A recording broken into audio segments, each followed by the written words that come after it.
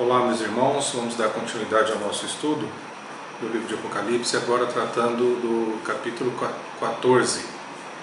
E o título é o seguinte: O Cordeiro e os seus remidos no Monte Sião.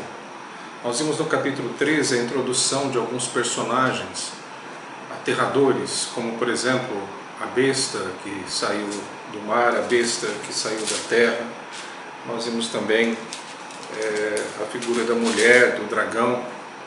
Então esses personagens vão sendo introduzidos ao longo da narrativa de Apocalipse. E nós já tratamos do significado deles nos capítulos anteriores. E agora nós vamos entrar numa outra etapa. Vamos ler aqui o verso 1 do capítulo 14. E olhei, e eis que estava o Cordeiro sobre o Monte Sião, e com ele 144.000, que em sua testa tinham escrito o nome dele e do seu pai. Então nós vemos aqui novamente esse número sendo apresentado, 144.000. Referenciamos em capítulos anteriores que esse número ele tem algumas interpretações diferentes.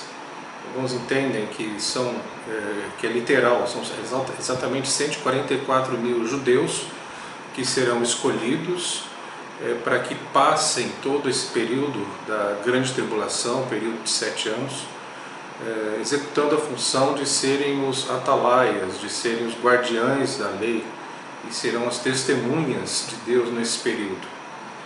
Outros entendem que é um número figurativo, e eu prefiro olhar dessa forma, que representa a totalidade daqueles que foram escolhidos e salvos para passarem esse período da grande tribulação e darem o testemunho de Deus.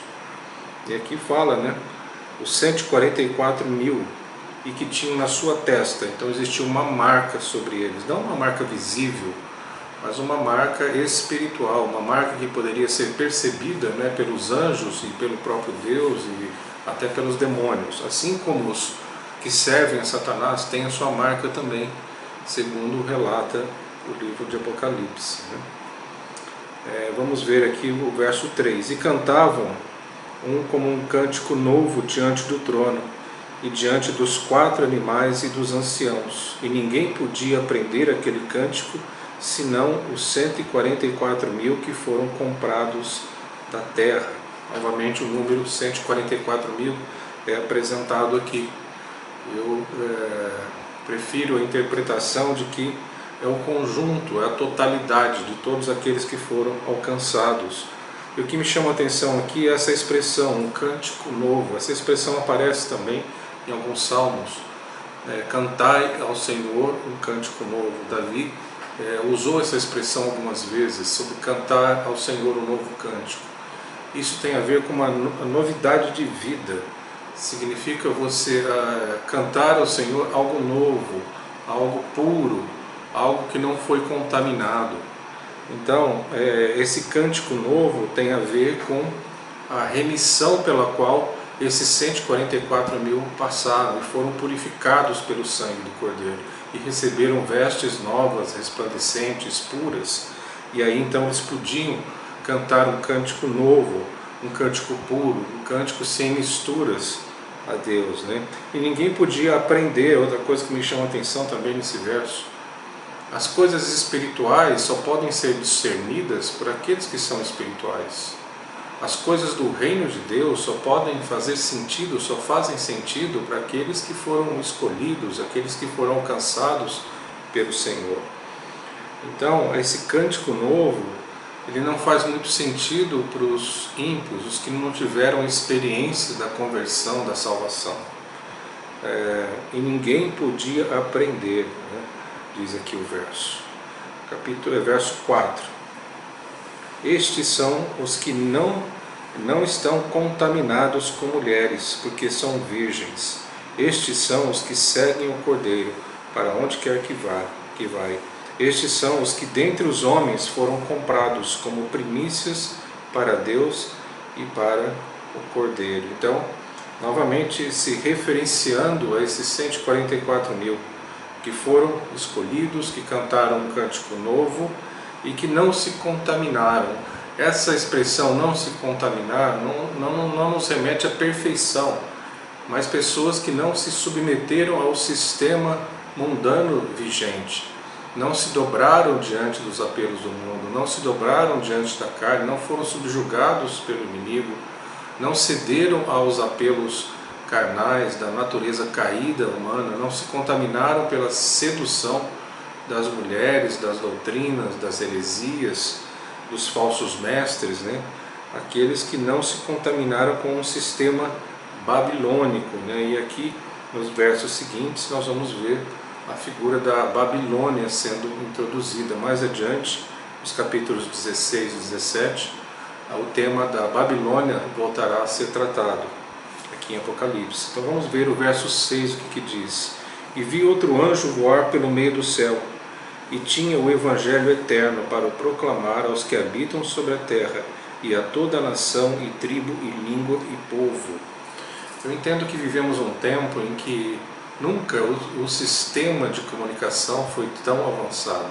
Então hoje é possível alcançar os lugares mais remotos do mundo através de sinais de satélite, através da internet, através dos meios de comunicação, via rádio, através da televisão aberta, enfim. Nunca na história da humanidade a comunicação esteve tão avançada e tem sido usada de uma forma tão poderosa, não só para o mal, mas também para o bem, para que a palavra de Deus chegue a esses lugares mais longínquos, de forma que toda nação, toda tribo, língua, todo povo tenha a oportunidade de ouvir falar sobre o Salvador, sobre Jesus Cristo. E é o propósito de Deus que diante dele, né, naquele derradeiro dia, existirão representantes, né, de todas as culturas, tribos, nações, adorando a Deus com toda a sua individualidade cultural, com toda a sua especificidade cultural. Isso é algo agradável a Deus, essa diversidade é algo agradável a Deus. Basta olhar para a natureza, como Deus ele é criativo, como ele fez questão de criar uma natureza tão diversificada, com tantas espécies diferentes. Nós olhamos para o céu e vemos tantas aves diferentes, para a terra, os mamíferos, os répteis, para os mares. Existem espécies no fundo do mar que ainda não foram catalogadas, são milhares e milhares de espécies que ainda não são conhecidas pelo ser humano. Nos lugares mais inacessíveis também das grandes florestas existem espécies que ainda não foram catalogadas.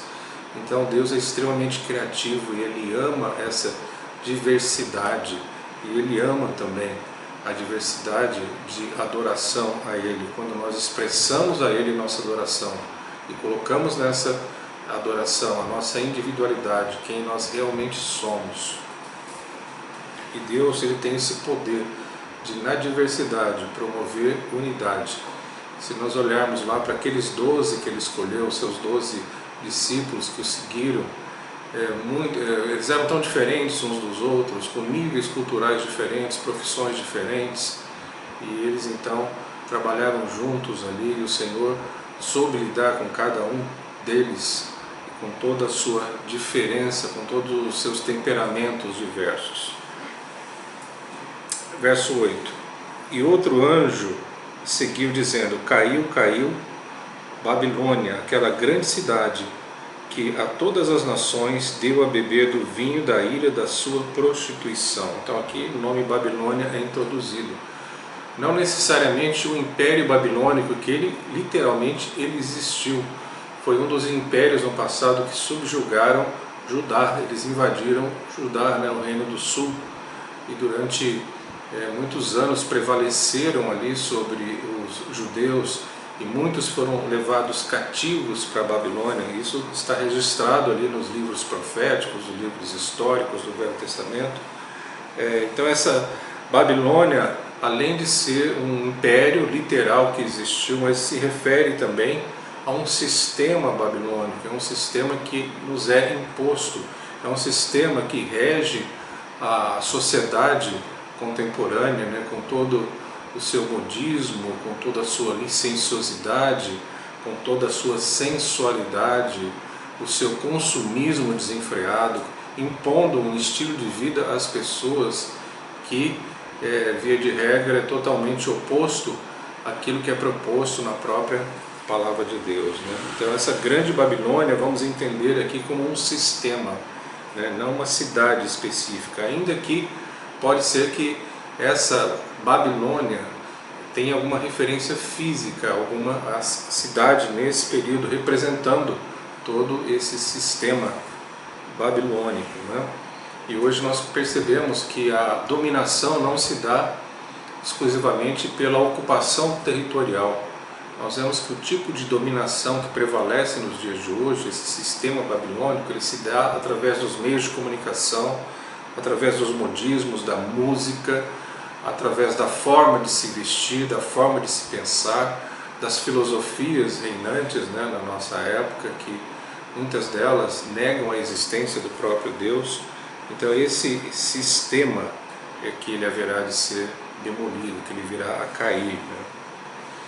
E o seguiu o terceiro anjo, dizendo com grande voz: se alguém adorar a besta e a sua imagem, e receber o sinal na testa ou na mão, também o tal beberá do vinho da ira de Deus, que se deitou, não misturado, no cálice da sua ira, e será atormentado com fogo e enxofre, diante dos santos anjos e diante do Cordeiro. Então veja que, assim como existe o sinal que marcam os escolhidos, os santos, os que foram remidos, lavados pelo sangue do Cordeiro, também existe um sinal daqueles que adoram a besta, que adoram o diabo, né? Que não se dobraram diante do Cordeiro, mas eles adoraram uma imagem, a imagem da besta, né? Caíram, incorreram no pecado da idolatria. E aqui fala sobre uma condenação, não uma condenação passageira, mas uma condenação eterna para os adoradores da besta. E a fumaça, no verso 11, a fumaça do seu tormento sobe para todo sempre, e não tem repouso, nem de dia nem de noite, os que adoram a besta e a sua imagem, e aquele que receber o sinal do seu nome. Então aqui nós vemos que vai haver um dia de prestação de contas, em que o homem se apresentará diante de Deus, e ali ele receberá a sentença, né, da sua condenação. E aqui o versículo fala para todo o sempre. Alguns defendem a tese de que um dia Deus vai perdoar toda a humanidade, todos serão perdoados, porque Deus é bom. Deus ele é bom, mas também ele é um justo juiz. Deus, na verdade, a palavra de Deus nos apresenta dois aspectos do mesmo Deus, como se fossem duas faces de uma mesma moeda. Deus ele é amor, sim, ele é amoroso, ele é longânimo, ele é paciente, mas também ele é fogo consumidor. Ele não pode negar os seus próprios atributos, né?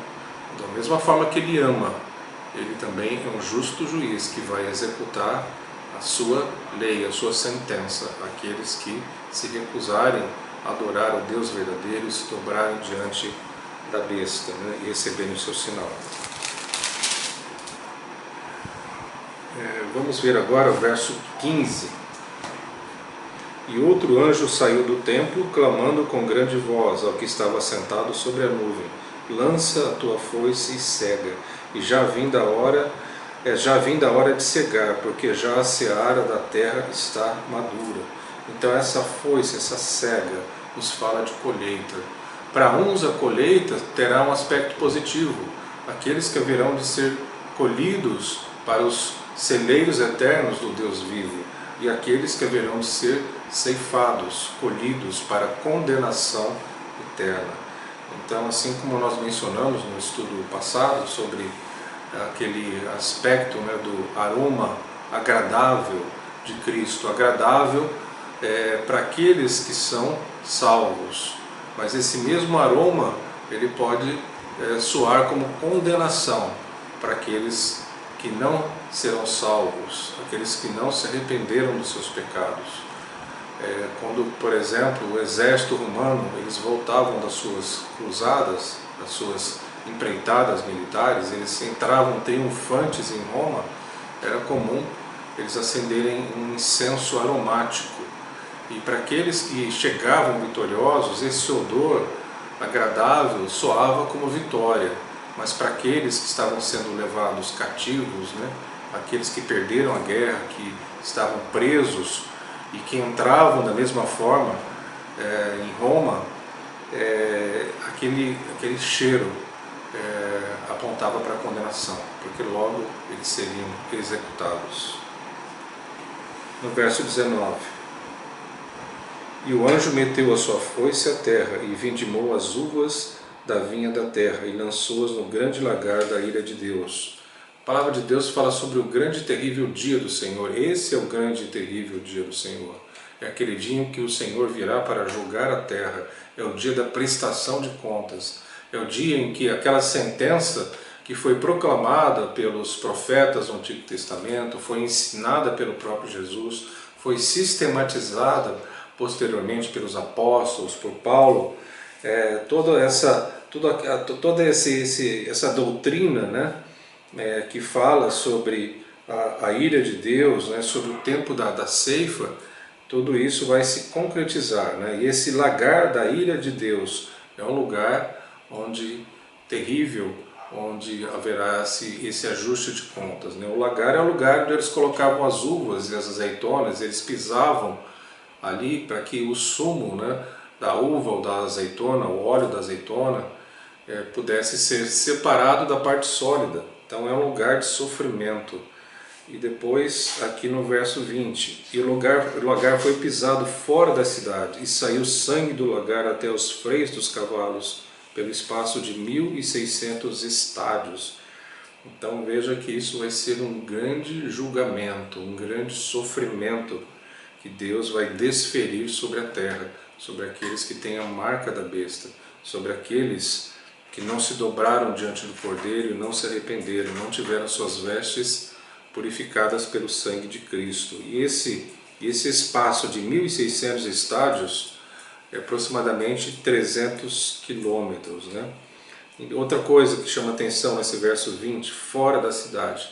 Assim como Jesus foi crucificado fora da cidade, porque o entendimento que se tinha é que a cidade de Jerusalém não poderia ser contaminada. Só coisas santas poderiam entrar ali em Jerusalém. E como Jesus foi tido como um ladrão, um salteador, e ele foi rejeitado, então era mais um fator de desonra a pessoa ser executada, crucificada fora dos muros de Jerusalém. E o mesmo vai acontecer também com essas pessoas, né? Elas sofrerão a ira de Deus fora da cidade, né? Num lugar de desonra. Então, irmãos, aqui terminamos o nosso capítulo 14. Então, até o nosso próximo encontro, onde veremos o capítulo 15. Deus abençoe a todos.